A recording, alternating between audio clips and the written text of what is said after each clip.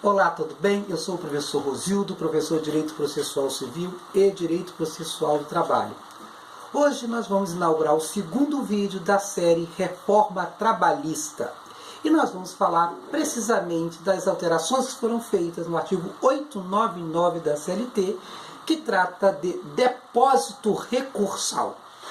Foram alterados, no artigo 899, foram alterados o parágrafo 4º, o parágrafo 5º foi revogado, parágrafo 9º, 10º e 11º. Quais as questões interessantes nesses dispositivos? Vamos falar primeiro um pouquinho de depósito recursal. Depósito recursal, o que é? Na verdade, é uma garantia da execução. O depósito recursal não tem nada a ver com custas processuais. Quando o juiz profere sentença, ele condena a parte em custas, que é 2% do valor da causa, está lá no artigo 789 da CLT, e a parte tem que fazer o depósito recursal, que no recurso ordinário é R$ 9.189. Dobra no recurso de revista, ok?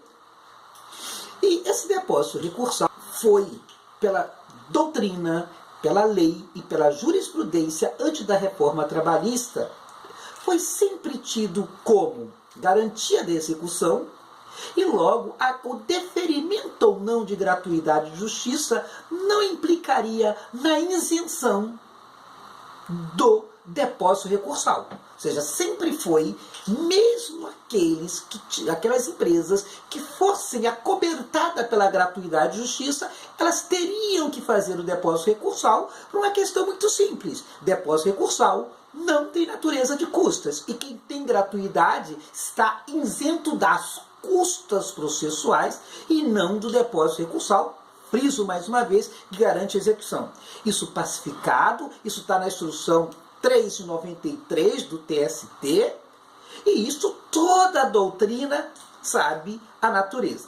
Pois bem, para facilitar a vida do empregador, o artigo 899, parágrafo 9º, diz: são isentos de depósito recursal os beneficiários da justiça gratuita, as entidades filantrópicas e as empresas em recuperação judicial.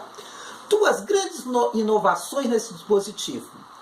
As empresas, as pessoas jurídicas que litigarem na Justiça do Trabalho e estiverem sob o palio da gratuidade de justiça, além das custas, também não efetuarão o depósito recursal. Não obstante, esse depósito nada tem a ver com custas. Então elas não precisam garantir o juízo para promover ou interpor o recurso ordinário, o recurso de revista, os agravos para destrancar recursos, ou seja, elas têm a facilidade de, sem uma constrição patrimonial, pecuniária patrimonial, interpor recurso. Onde está o erro desse dispositivo? E qual a finalidade? Claro, dá uma forcinha lá para os empresários. E onde está o erro? O erro é confundir custas com garantia de execução.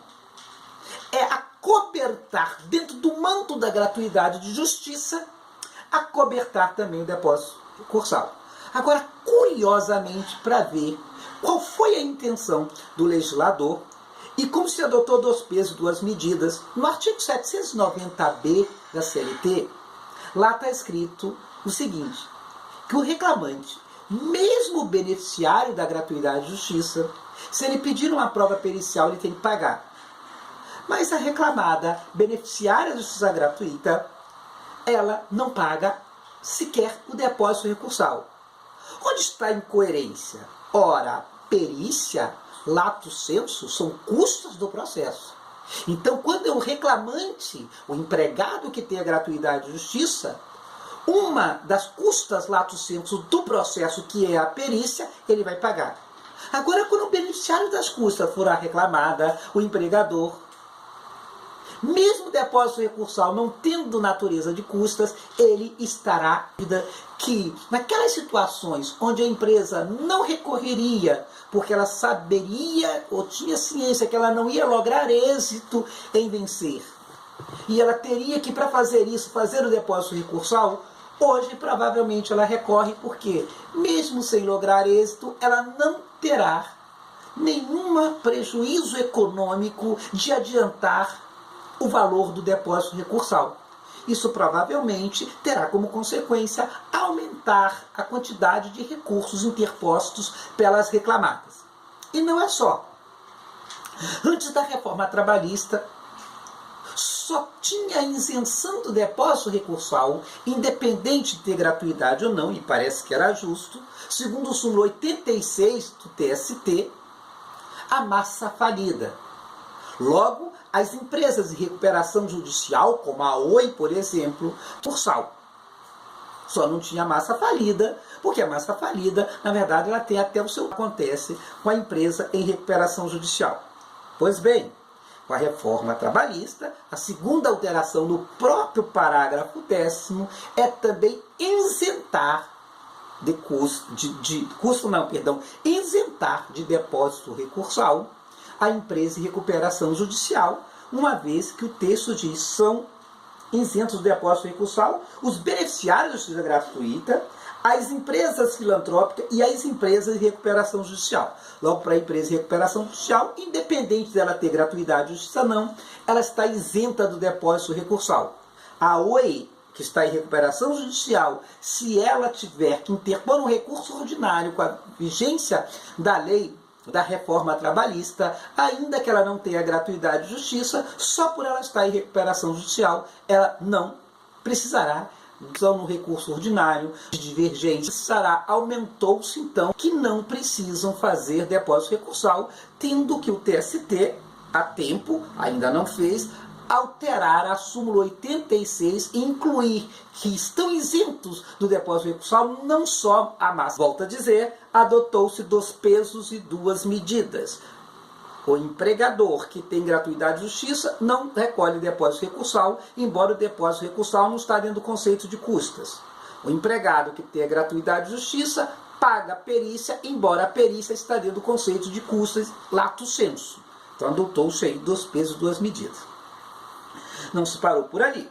No parágrafo 9º, e ali me parece parcialmente uma questão trabalhista, são do depósito recursal em 50% para aquelas empresas que mostram a sua fragilidade econômica, ou seja, microempresas, ou também para reclamantes que são empregadores domésticos, de modo que o parágrafo 9º ficou assim: o valor do depósito recursal será reduzido pela metade para entidades sem fins lucrativos, empregadores domésticos, microempreendedores individuais, microempresas e empresas de pequeno porte.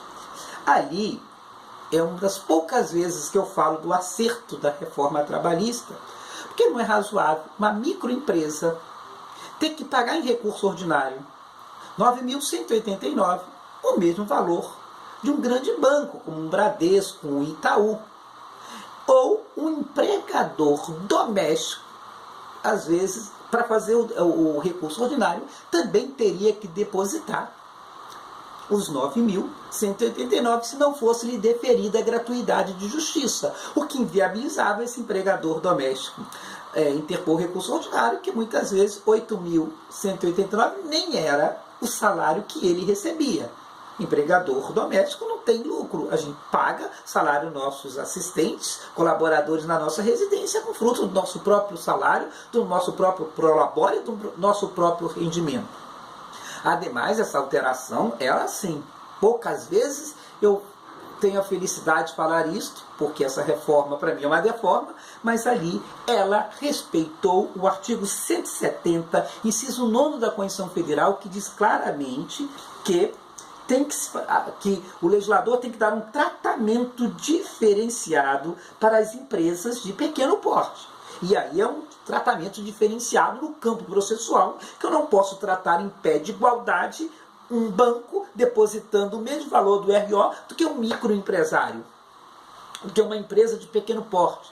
do que o empregador doméstico. Então, me parece que ali, esse parágrafo 9º está em convergência com o artigo 170, inciso 9º da Constituição Federal. Me parece que é um dos poucos momentos, volto a dizer, que houve um acerto nesta reforma. Paro por ali porque vejo mais desacertos. Falando no depósito recursal, o próprio TST, na Instrução Normativa 39/2016, quando redacionou o artigo 10 da Instrução Normativa, tinha um parágrafo primeiro. O caput dizia o quê?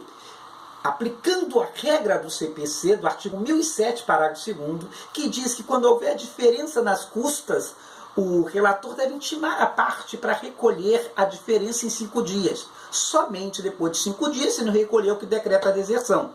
E o TST originariamente falou, olha, no artigo 10 da Instrução Normativa 39/2016, diz, esta regra também se aplica ao processo de trabalho. Parágrafo único, ele dizia, só não se aplica em casos de depósito recursal.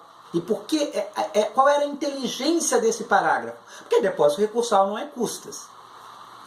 Depois alterou e disse, agora tenho mais o parágrafo único no artigo 10 da Instrução Normativa 39, porque a regra do artigo 1007, parágrafo 2º, inclusive para depósito recursal. O que isso significa dizer, professor? Significa dizer que se eu recolhi o depósito recursal em valor inferior, errado, não recolhi no valor correto, o relator tem que me intimar para eu recolher a diferença em 5 dias sob pena de deserção, aplicando o artigo 1007, parágrafo 2º. Então, quem tem a Instrução Normativa atualizada, a 39 de 2016, ela não tem mais parágrafo único no artigo 10. Quem tem a Instrução Normativa sem atualização, tem-se lá o parágrafo único, onde não se estendia a complementação da diferença para depósito recursal, porque depósito recursal não tem natureza de custa. E o TST entendeu que, embora não tenha natureza de custa, deve também estender-se. Ok? Parece que seguindo, embora foi antes da reforma, seguindo a linha da reforma trabalhista, que entende que deve compendiar a gratuidade de justiça também os depósitos recursais para as empresas que sejam beneficiadas pelo manto da justiça graciosa. Uma outra alteração que vai causar polêmicas, não tenha dúvida, fora a alteração do parágrafo 4º do artigo 899 e a revogação do parágrafo 5º. Por quê? Tanto o parágrafo 4º quanto o parágrafo 5º diziam o quê? Que o depósito recursal era recolhido na conta do FGTS do trabalhador. Hoje, o parágrafo 4º fora alterado e o 5º completamente revogado, de modo que hoje o o depósito recursal não se recolhe mais na conta do empregador. Recolhe-se numa conta à disposição do juízo, tal qual se faz no cível. Ficou assim a redação do parágrafo 4º. O depósito recursal será feito em conta vinculada ao juízo e corrigido com o mesmo índice da poupança. Então hoje não recolhe mais. Qual é o problema disso? Primeiro, tem problemas sociais que você começa a esvaziar a conta do FGTS, que tem finalidade social. Do FGTS financia o FAT, o Fundo de Amparo ao Trabalhador, financia o programa Minha Casa Minha Vida, vários financiamentos, e você esvazia no momento que esses milhares de depósitos recursais não estarão mais inseridos na conta do FGTS. Mas para o trabalhador, o que é mais grave? Sempre se questionou na jurisprudência